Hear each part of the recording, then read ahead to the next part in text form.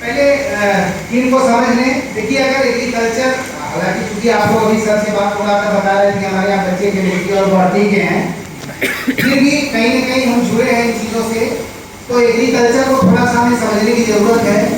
इसमें देखिए पेस्ट 3 प्रकार के मुख्य हैं। एक क्या इंसेक्ट आता है, एक फंगस आता है, ठीक है, एक वायरस आता है और लास्ट में एक वीड आता है। सबसे खतरनाक उसमें वीड है, ठीक है, जिसका मैं रियल साइंटिस्ट हूँ वीड का, ठीक है। फिर भी ये सारे अगर कंपोनेंट को हम बचा लें तो आज हमारे देश का जो एरिया प्रोडक्शन प्रोडक्टिविटी है इसका जस्ट 2 टाइम्स हम इंक्रीज कर जाएंगे। अगर कहीं गैप है हमारे पास तो सबसे बड़ा गैप ये है कि जितने हमारे फैक्टर हैं उस फैक्टर को हम कंट्रोल नहीं कर पा रहे हैं। उसके बहुत सारे कारक है। अभी जैसे अभी आएगा क्लाइमेट बहुत बड़ा रीजन है जो हमारे एरिया प्रोडक्शन प्रोडक्टिविटी को फॉलो कर रहा है। नेक्स्ट पेस्ट को समझते हैं ना, पेस्ट क्या है? कोई भी कारक, any reason affected by the microbe, my environment, my health is known as pest. ये इतने कारक हैं, इतने तरह से मेरे प्रोडक्शन को नुकसान करते हैं। आप देखें डिजीज से जो है 22% मेरा नुकसान होता है, इंसेक्ट से जो 29% नुकसान होता है, वीड से जो है 37% नुकसान होता है। सबसे बड़ा कारक क्या है इसमें? वीड है। नेक्स्ट भाई नेक्स्ट नहीं, वीड खरपतवार। और ये डिजीज ट्रेनिंग जो है, अगर इन 3 चीजों पे मेरा फोकस हो तो हम इसको कंट्रोल कर सकते हैं। पहला क्या है? एनवायरनमेंट। दूसरा क्या है? पैथोजन आने के पहले मेरा कोई प्लान हो कि मैं कैसे इसको कंट्रोल करूंगा। तीसरा होस्ट है। अगर ये तीनों का सही संयोग बैठता है तो इन्फेस्टेशन बहुत तेजी से बढ़ जाता है। अगर इनका संयोग नहीं बैठता तो इन्फेस्टेशन रुक जाता है, रिड्यूस हो जाता है। समझ में आ रहा हो ये जो है ना अपन ये सारे एबायोटिक कांस्टेंट हैं जो इंसेक्ट से हो रहे हैं, वायरस से हो रहे हैं, नेमाटोड से हो रहे हैं, बैक्टीरिया से हो रहे हैं, ठीक है। नेक्स्ट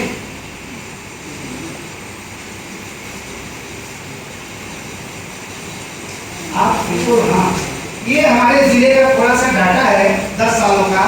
मौसम में कब कब क्या परिवर्तन हुआ, जब ये परिवर्तन हुआ तो भी इनका जो पेस्ट है, हमारे पेस्ट का इन्फेक्शन ट्रैफिक कैसे बढ़ा और कैसे घटा।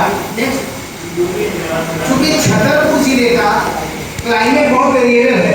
वेरिएबल क्या है? जैसे 2012 में बहुत बारिश हो जाना, 2013 में बिल्कुल बारिश नहीं होना, 2016 में फिर बहुत ज़्यादा बारिश हो जाना, सेम कंडीशन इस साल आ गया 2025 में बहुत ज़्यादा बारिश हो जाना।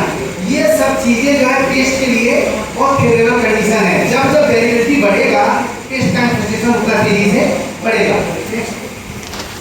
और ये सिचुएशन जब आता है तो सारे पेस्ट एक साइड में लगते हैं और ये सिचुएशन एक साइड में लगता है, पूरा फसल मेरा बर्बाद हो जाता है। जब इतना लंबा ड्राई स्पेल आता है, ड्राई स्पेल समझ रहे हैं? हाँ, तो एग्रीकल्चर में थोड़ा दिक्कत करेगा। ड्राई स्पेल ये है कि बारिश होते समय मीट फसल में जब लॉन्ग ड्राई स्पेल हो जाए, सूखा पड़ जाए, उस समय हमारा फसल जो है बहुत ज़्यादा नुकसान होता है। उस समय न वीड की जरूरत है, न इंसेक्ट की जरूरत है, न वायरस की, न नेमाटोड की।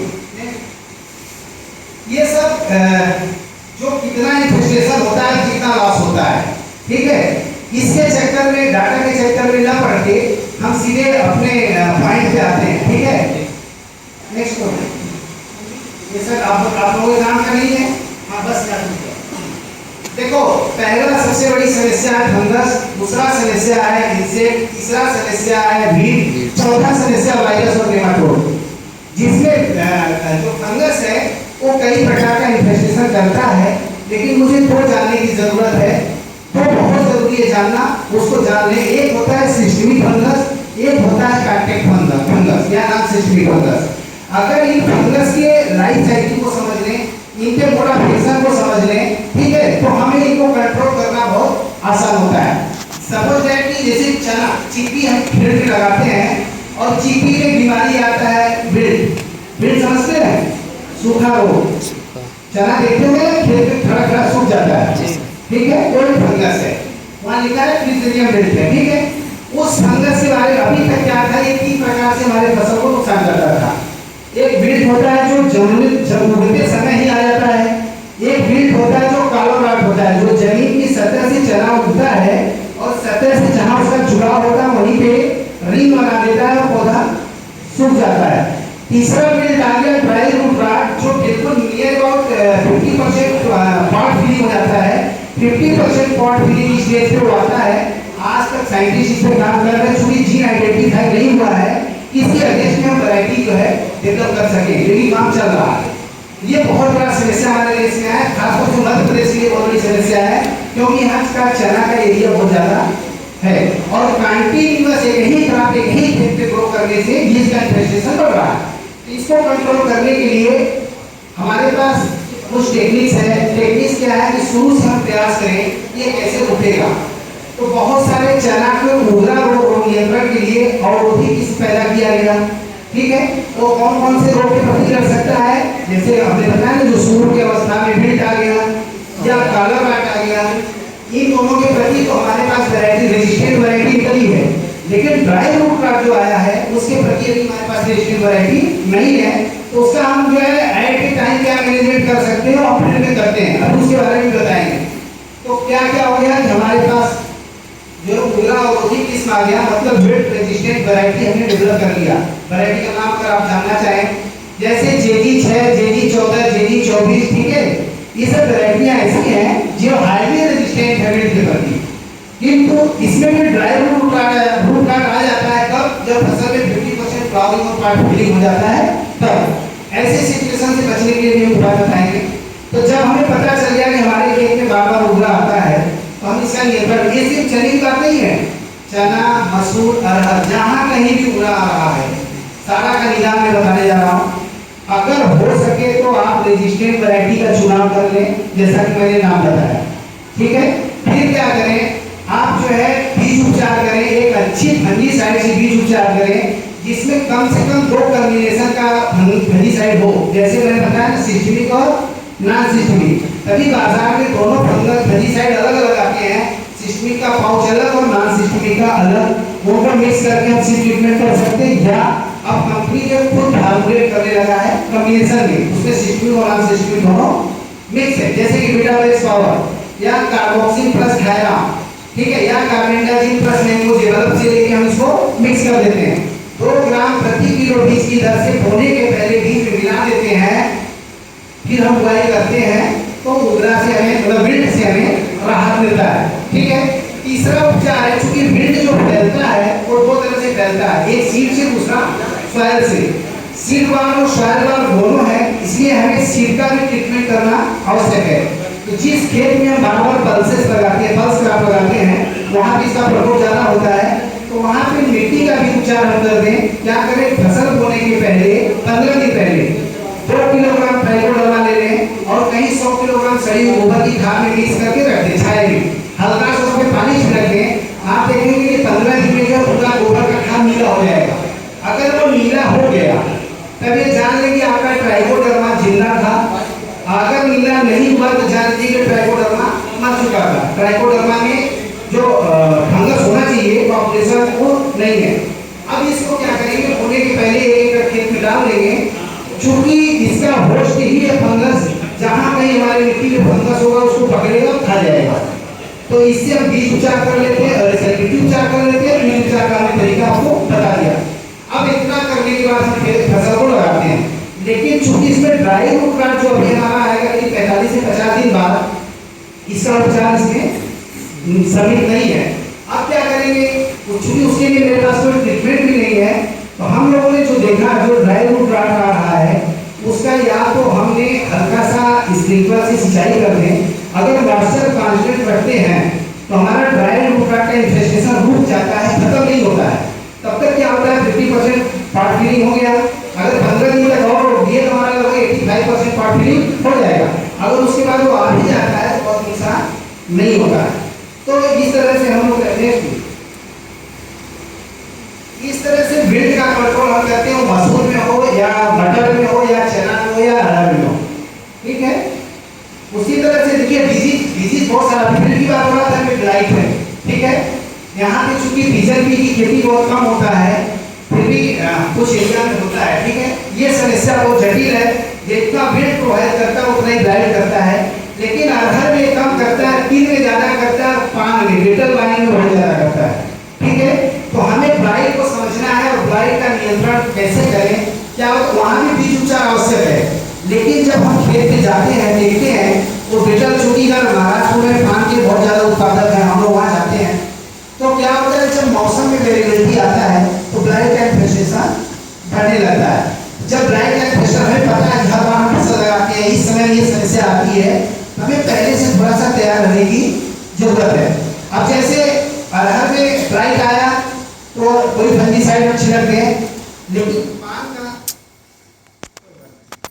पान में बहुत जरूरी है, बहुत सीरियसली देखना होता है, क्योंकि अगर ब्लाइट हम कंट्रोल नहीं करते हैं बहुत तेजी से इसका इन्फेस्टेशन बढ़ता है, फिर अनकंट्रोल हो जाता है। सेम कंडीशन तिल में होता है।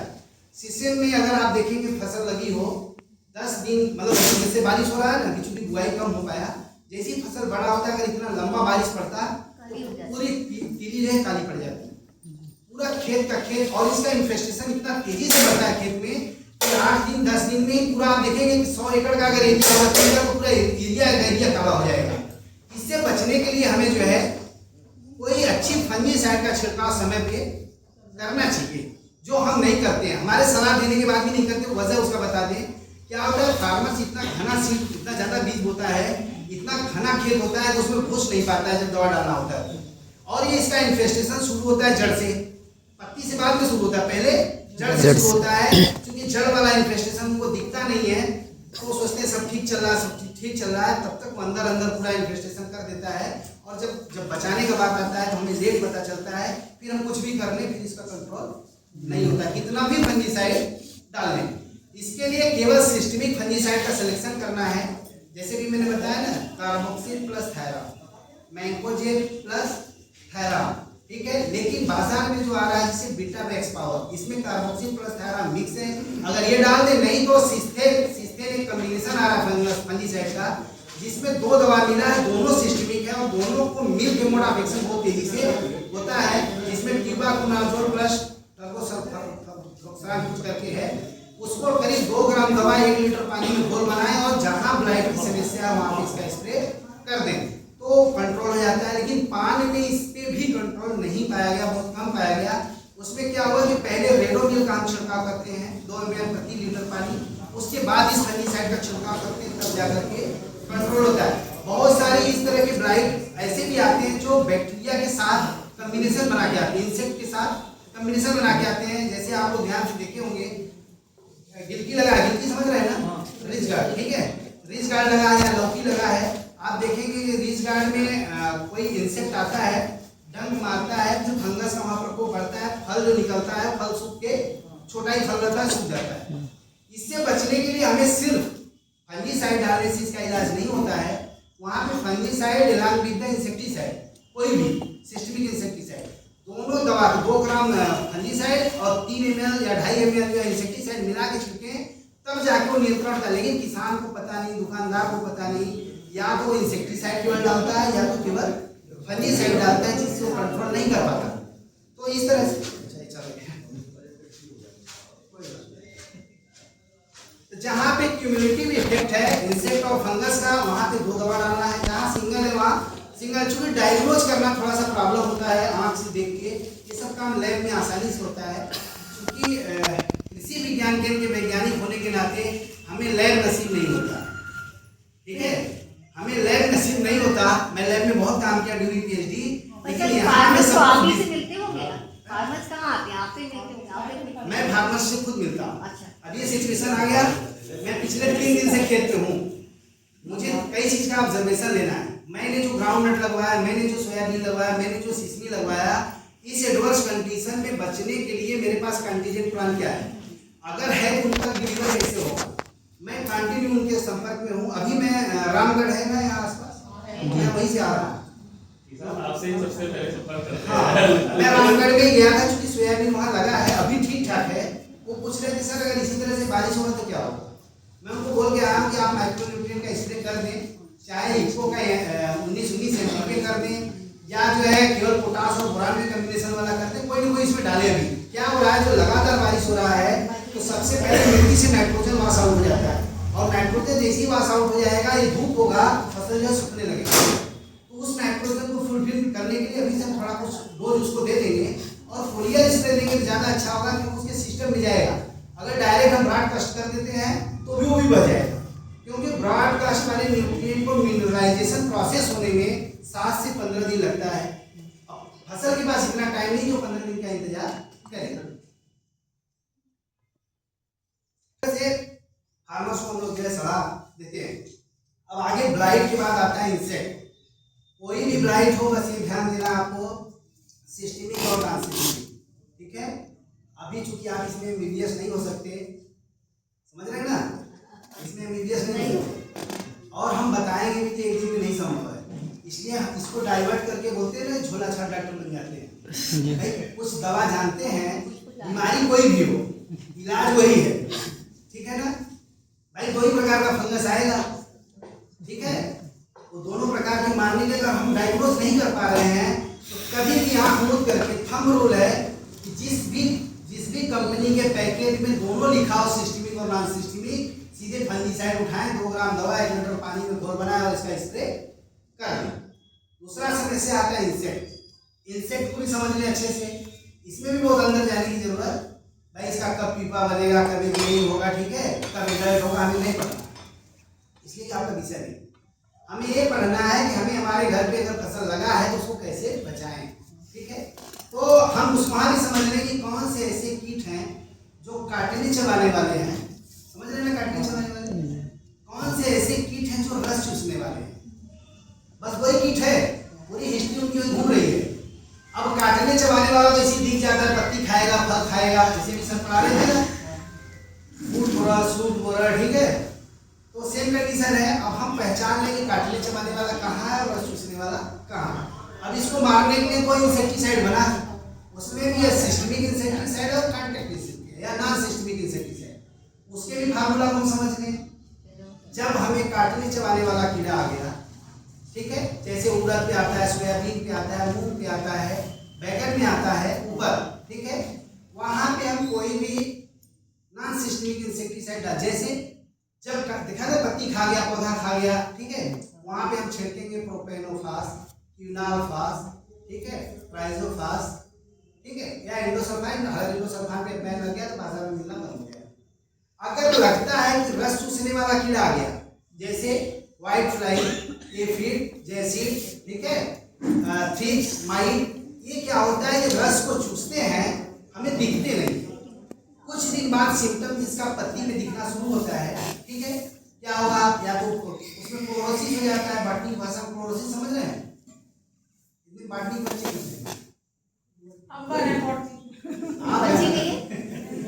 क्लोरोसिस, निक्रोसिस, ठीक है, बॉटनी की टर्मिनोलॉजी कोई बात नहीं। उसमें क्या होता है, जो सेल है ना, ग्रीन पिगमेंट है, वो गायब हो जाता है। अब ग्रीन पिगमेंट गायब होने का मतलब है कोई वहां रस चूसक कीट लगा है, ठीक है। 2 कारण हो सकता है, न्यूट्रिएंट डिफिशियंसी भी हो सकता है, लेकिन वो क्या होगा, न्यूट्रिएंट डिफिशियंसी से लीफ पत्ती जो है ठीक नहीं होगा, मोटा नहीं होगा, थिकनेस नहीं आएगा, सेम शेप में रहता है। अगर कोई माइट, थ्रिप्स, एफिड का प्रकोप है तो थिकनेस उसका मोटा होता है, मोटा हो जाएगा, पत्ती लगेगा गदरा हुआ है, ठीक है। अब उसमें भी पहचानने का तरीका है, अगर ये पत्ती ऐसे कुकुड़ता है, यहाँ की भाषा में बोलते हैं कुकुड़ रहा है, समझ रहे हो, कुकुड़ना, पत्ती करली होती है, अगर ये इस तरह से पत्ती होता है तब समझ लो माइट का प्रकोप है, नीचे माइट लगा है। अगर पत्ती का ऐसे शेप हो रहा है, नीचे की तरफ मोल्ड हो रहा है, तो समझ लो थ्रिप्स लगा है। ये विजुअली आइडेंटिफिकेशन है, थंब रूल है, गांव के लिए हम लोग रूल बनाए हैं। किसान को कैसे समझाएंगे, वो नहीं जानता थ्रिप्स माइट क्या है, हम लोग ये रूल बनाया, ऐसे कर लो, ऐसे कर लो, ठीक है। क्या मतलब थ्रिप्स का करेक्टर, देखिए माइट अगर लगा है तो लीफ ऐसे हो जाएगा, थ्रिप्स लगा है तो ऐसे हो जाएगा, मतलब नीचे को कर्ल हो जाएगा, ऊपर को कर्ल हो जाएगा।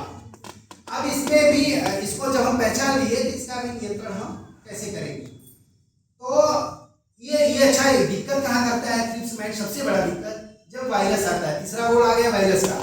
वायरस जब आता है तो वेक्टर का काम बहुत अच्छा करता है। जैसे एक पौधे में मान लो वायरस आ गया, अब उसको तो इन्फेक्ट कर दिया हो, लेकिन वायरस खुद मूव नहीं करता है, वेक्टर के साथ मूव करता है। जैसे व्हाइट फ्लाई आया, रस चूस लिया, थ्रिप्स आया, रस चूस लिया, माइट आया, रस चूस लिया।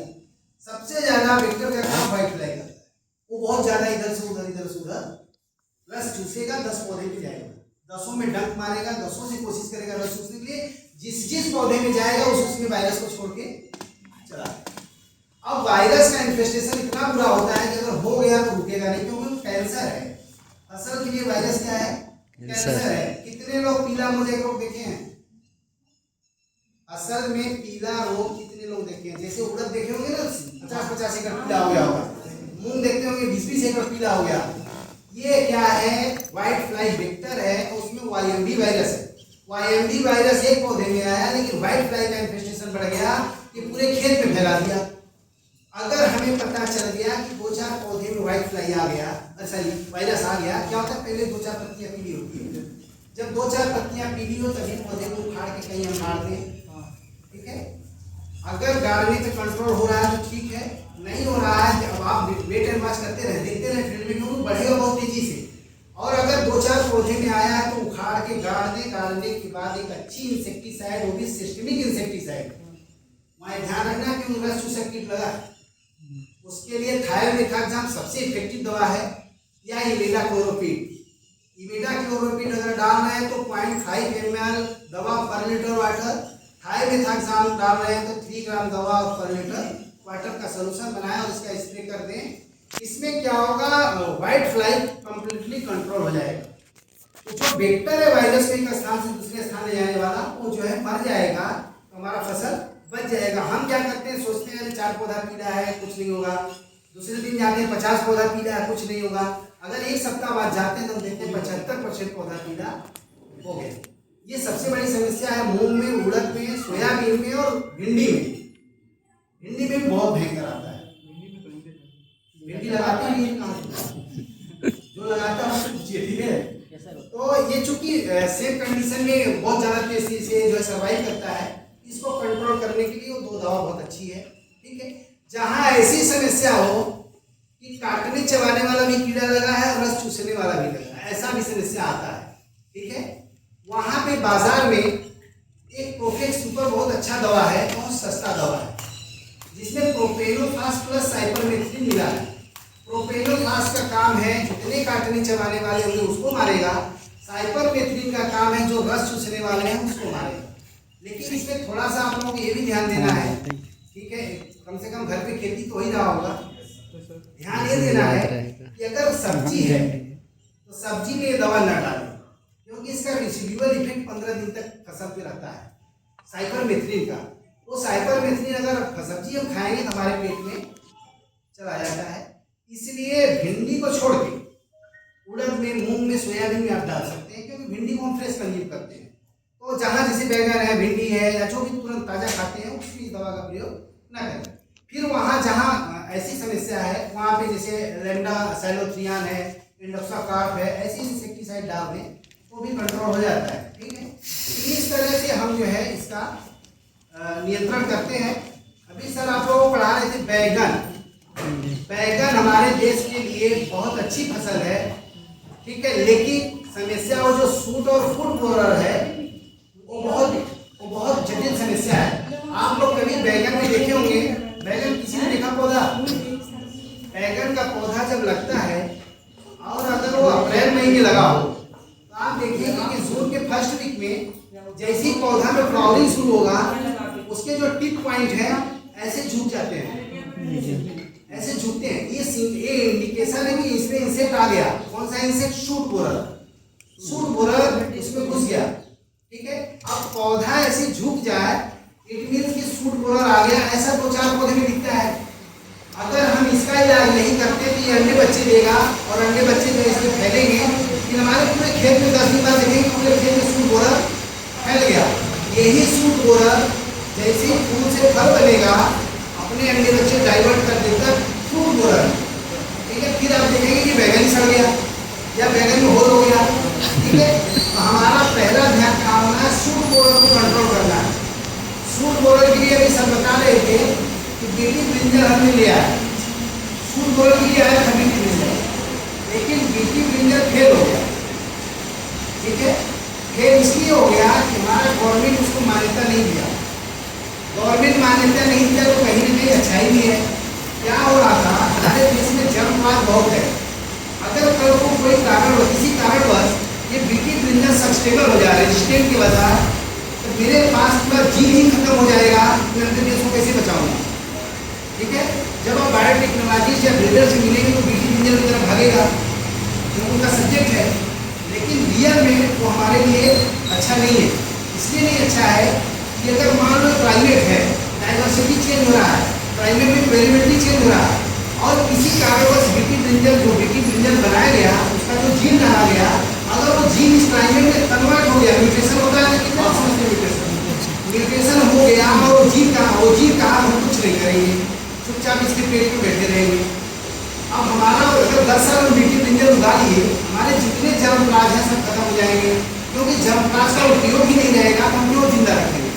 और जब जर्मप्लाज खत्म हो जाएंगे तो हमारा डिपेंडेंसी किसके ऊपर हो जाएगी, जिसने बीटी ब्रिंजल पैदा किया था। इंडिया में अभी कोई नहीं पैदा किया हो, बता के भले चले गए। बीटी ब्रिंजल का पौधा मैक्सिको कंपनी से अमेरिका से आता है, क्योंकि बीटी ब्रिंजल में मैं पर्सनली काम किया हूँ।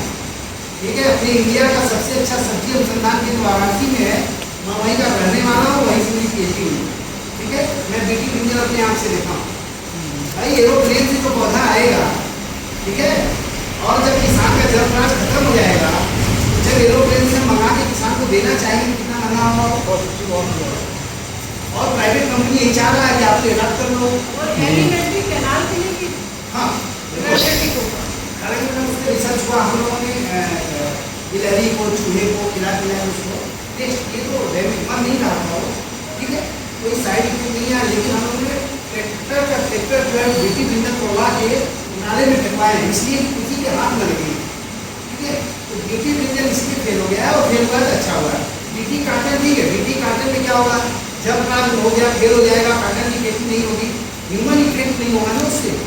हम कॉटन बनाने का दूसरा उपाय ढूंढ लेंगे, बहुत सारा उपाय आ गया, केले के छिलके से जो साड़ी बनने लगा, फूल बनने लगा। ठीक है, तो बहुत सारा कपड़े बनाने के साधन हमें मिल जाएंगे, इसलिए गवर्नमेंट ने परमिट कर दिया बीटी काटन पे, बीटी ब्रिंजल पे बैन लगा, मतलब जितने भी खाने वाले चीज़ें सब पे बैन लगा, और वो कहीं ना कहीं गिर जाएंगे, हमारे किसान बेचारे फंस जाएंगे।